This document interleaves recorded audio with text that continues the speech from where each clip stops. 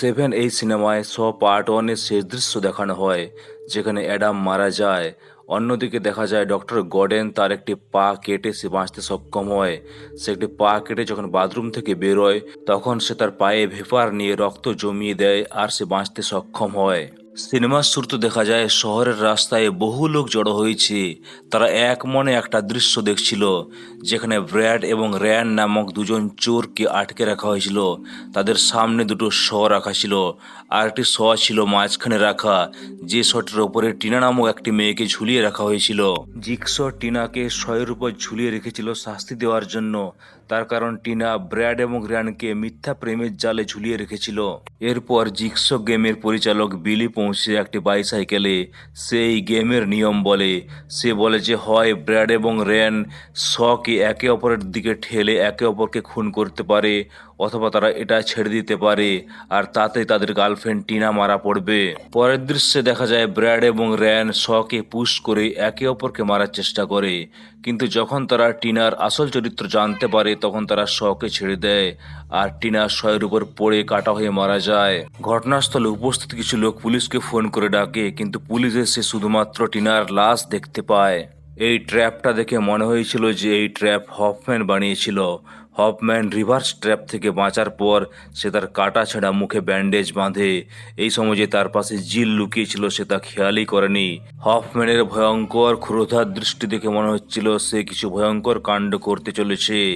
এরপর জিল internal service অফিসে আসে আর সে ডিটেকটিভ ম্যাটের দাবি করে। ডিটেকটিভ ম্যাটের সঙ্গে জিলের সাক্ষাৎ হয়।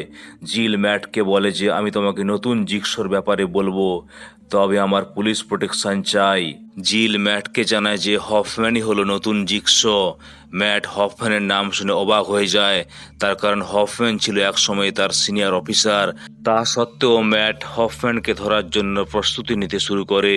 অন্যদিকে হফম্যানকে দেখা যায় সে তার সমস্ত আইডি প্রুফ পুড়িয়ে ফেলছিল, আর তার হাতে কয়েকজন মানুষের ছবি ছিল। হফম্যানের হাতে আরেকজনের ছবি দেখতে পাওয়া যায় যার নাম ছিল ববি ডেভিল। এই ববি ডেভিল জিক্সো গেমের শিকার হতে চলেছিল। অন্যদিকে ববিকে দেখা যায় যে একটি টিভি চ্যানেলের জন্য সাক্ষাৎকার দিচ্ছিল, আর সে বলছিল যে সে কিভাবে জিক্সো গেম থেকে নিজেকে রক্ষা করেছিল। শুধু তাই নয়, ববি সারভাইভ নামক একটি বই লিখেছে, আর সে যখন জিক্সো গেমের শিকার হয়েছিল তখন তার বুকে দুটো হুক ফুঁড়ে দেওয়া হয়েছিল, সেখান থেকে সে নিজেকে রুখতে সক্ষম হয়েছে। ববির এই বীরত্বের কাহিনী শুনে তাকে সবাই হিরো বা সেলিব্রিটি মানতে শুরু করেছে। অ্যাকচুয়ালি ববি জিক্সো গেমের কোনো ভিকটিমই নয়, তার কারণ সিনেমার কোনো সিরিজেই তাকে দেখা যায়নি এবং তাকে কোনো ট্র্যাপে ফাঁসতেও দেখা যায়নি। সে কেবলমাত্র সেলিব্রিটি হওয়ার জন্য এইসব কাণ্ড করেছে, অর্থাৎ সে একজন মিথ্যাবাদী। যদিও ববির ওয়াইফ জয়েস ববিকে জিক্সো গেমের ভিকটিম বলেই মনে করে। ববির এই মিথ্যা আচরণের জন্য হফম্যান তাকে জিক্সো গেমের শিকার বানাতে চায়। এর পরের দৃশ্যে দেখতে পাই জিল যখন পুলিশ স্টেশন থেকে বাড়ি ফিরছিল তখন একটি বাইসাইকেল দেখতে পায়। এরপর তাকে কিডন্যাপ করা হয়। তারপর যখন তার জ্ঞান ফিরে আসে সে দেখতে পায় সে একটি ট্র্যাপে বাঁধা আছে। জিল দেখতে পায় তার সামনে হফম্যান, যে পেন ট্রেন নামক একটি ভয়ানক যন্ত্র চালিত করে। পেন ট্রেন যন্ত্রটি জিলকে টুকরো টুকরো করে দেয়। এরপর জিলের স্বপ্ন ভঙ্গ হয়, অর্থাৎ এতক্ষণ সে স্বপ্ন দেখছিল। এর পরের দৃশ্যে দেখানো হয় জিক্সো গেমের সার্ভাইভারদের নিয়ে একটি মিটিং অর্গানাইজ করা হয়, যেখানে আগের পার্টের সাইমন তার হাত কেটে জীবন বাঁচিয়েছিল, পঞ্চম পার্টের মালিক তার রক্ত দিয়ে জীবন বাঁচিয়েছিল।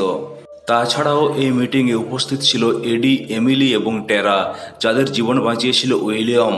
এছাড়াও এই মিটিংয়ে ব্র্যাড এবং র্যাওয়ান উপস্থিত ছিল, যাদেরকে আমরা সিনেমার প্রথমে দেখতে পাই। আর এখানে দেখতে পাই ফার্স্ট পার্টের সার্ভাইভার ডক্টর গর্ডেনকে, যে ববির ক্ষতস্থান দেখে বলে যে এটা জিক্সো গেমের ক্ষত নয়। এরপর ববি যখন মিটিং থেকে বাড়ি ফিরছিল তখন তাকে কিডন্যাপ করা হয়। যখন তার জ্ঞান ফিরে আসে সে দেখতে পায় সে একটি খাঁচায় বন্দি। ভিডিও কলে বিলিকে দেখানো হয় যে ববিকে জিক্সো গেমের নিয়ম বলে। তাকে বলে যে 60 সেকেন্ডের মধ্যে তাকে এই খাঁচা থেকে বেরোতে হবে, নাহলে তার ওয়াইফ জয়েস মারা পড়বে। গেম শুরু হতেই দেখা যায় ববির খাঁচাটি হাওয়ায় ভাসতে থাকে। ওই খাঁচার নিচে ছিল অনেকগুলো ধারালো শুল। ববি এরপর খাঁচাটিকে সুইং করে করে ওই শুলের উপর থেকে সরিয়ে নিয়ে আসে, আর ববি খাঁচা থেকে বেরিয়ে আসতে সক্ষম হয়। ববি বেঁচে যায়। এরপর কয়েকদিন আগের ঘটনা দেখানো হয়, যেখানে ববি জিক্সো গেমের এক সার্ভাইভারের টিভিতে ইন্টারভিউ দেখছিল। তারপর সে নিজের মনের মতো করে একটা সার্ভাইভ নামক বই লেখে, যেটা ছিল ববির মিথ্যাচরণ, তাই তাকে এই শাস্তি দেওয়া হচ্ছিল। এরপর ববিকে নেক্সট পরীক্ষার জন্য ডাকা হয়, যেখানে তার বান্ধবী লিনাকে একটি খাঁচায় রাখা হয়। আর লিনার মুখের সামনে ছিল 4টি ধারালো শুল। লিনার পেটের মধ্যে একটি চাবি ছিল, যে চাবিটিকে ববিকে 60 সেকেন্ডের মধ্যে বের করতে হবে, তারপর সে লিনাকে মুক্ত করতে পারবে। আর ওই চাবির সঙ্গে ছিল মাছ ধরার ধারালো কাঁটা। ওই চাবিটি যখন ববি বের করবে, তখন যদি লিনা খুব জোরে চেঁচায়, তাহলে ওই 4টা শুল এসে লিনাকে মেরে ফেলবে। ববি তার আপ্রাণ চেষ্টায় লিনার পেট থেকে চাবি তো বের করে নেয়, কিন্তু চাবি বের করার সময় লিনা প্রচণ্ড জোরে চেঁচায়, ফলে শুল এসে লিনাকে বিদ্ধ করে আর লিনা মারা পড়ে। নমস্কার বন্ধুরা, আজ এ পর্যন্তই। স7-এর শেষ অংশটি আগামীকাল প্রকাশিত হবে। আর আমাদের চ্যানেল ভিডিও ভালো লাগলে অবশ্যই লাইক, শেয়ার এবং সাবস্ক্রাইব করুন। ধন্যবাদ।